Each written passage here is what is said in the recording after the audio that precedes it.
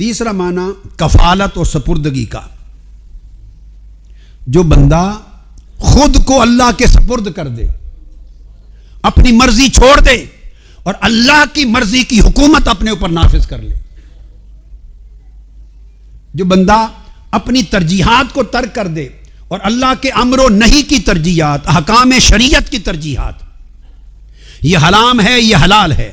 یہ جائز ہے یہ ناجائز ہے، اس سے اللہ راضی ہوگا اس عمل سے ناراض ہوگا، یہ عمل اللہ کے قریب کرے گا یہ عمل اللہ سے دور کرے گا، تمام امور میں اللہ کے اوامر اور نواہی،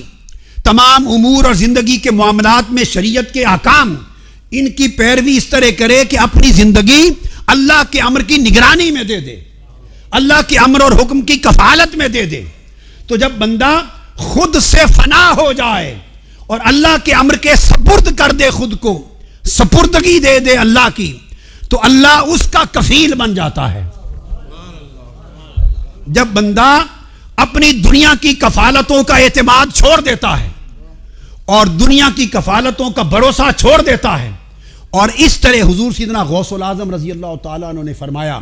اللہ کی کفالت میں، اللہ کی نگرانی میں، اللہ کی ولایت میں، اس کو کہتے ہیں، بندہ خود کو اس طرح دے دیتا ہے جیسے مردہ غسال کے ہاتھ میں ہوتا ہے۔ جب کوئی میت ہو جائے تو غسال اس کو نہلاتا ہے،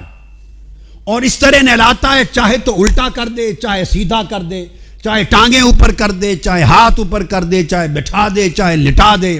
چاہے دایاں طرف ادھر کرے، چاہے بایاں طرف ادھر کرے، جدھر چاہے الٹے پلٹے، مردے کی مرضی نہیں رہتی۔ مردہ کہتے اسی کو ہیں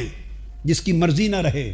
جس کی اپنی حرکت نہ رہے، جس کی اپنی ترجیح نہ رہے، اس کو الٹا کر دے تو مردے کو تب اعتراض نہیں، اسے سیدھا کر دے تب اعتراض نہیں۔ غسال جیسے چاہے اپنی مرضی مردے پر چلاتا ہے۔ سیدنا غوث العظم اور اولیاء نے فرمایا، جب تک بندہ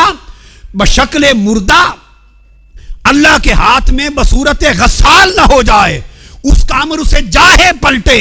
چاہے رلائے چاہے ہنسائے، چاہے بھوکا رکھے چاہے کھلائے، چاہے بیمار کرے چاہے صحت مند کرے، چاہے عزت دے چاہے عزت لے لے، چاہے نعمت دے چاہے چھین لے، جس حال میں رکھے بندہ اپنی مرضی سے فنا اور اللہ کی مرضی کے ساتھ بقا ہو جائے، اور اللہ کا امر اس پر اس طرح چلے جیسے غسال کا امر مردے پر چلتا ہے۔ جب اس طرح کامل کفالت و نگرانی اللہ کی ہو جائے تو اللہ اس کی آنکھ بن جاتا ہے جس سے وہ دیکھتا ہے۔ کنت سمع الذی یسمع بہ وکنت بصرہ الذی یبصر بہ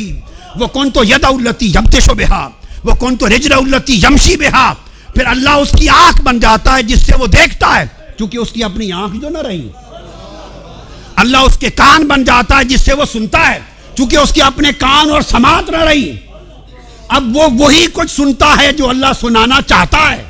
اور جو بات اللہ سنانا نہیں چاہتا اس سے وہ بہرا ہو جاتا ہے۔ وہ وہی کچھ دیکھتا ہے جو اللہ دکھانا چاہتا ہے، اور جس کو دیکھنے سے رب نے روکا ہے اس کی آنکھ ہی بند ہو جاتی ہے۔ اللہ اس کے ہاتھ بن جاتا ہے جس سے گرفت کرتا ہے، اس کے پاؤں بن جاتا ہے جس سے وہ چلتا ہے، اللہ اس کا دل بن جاتا ہے جس سے ارادہ کرتا ہے۔ تو جب بندہ کاملاً اللہ کی کفالت و نگرانی میں آ جائے اور اللہ تعالیٰ اسے اپنی نگرانی میں لے لے، اس مقام کو ولایت اور اس بندے کو ولی کہتے ہیں۔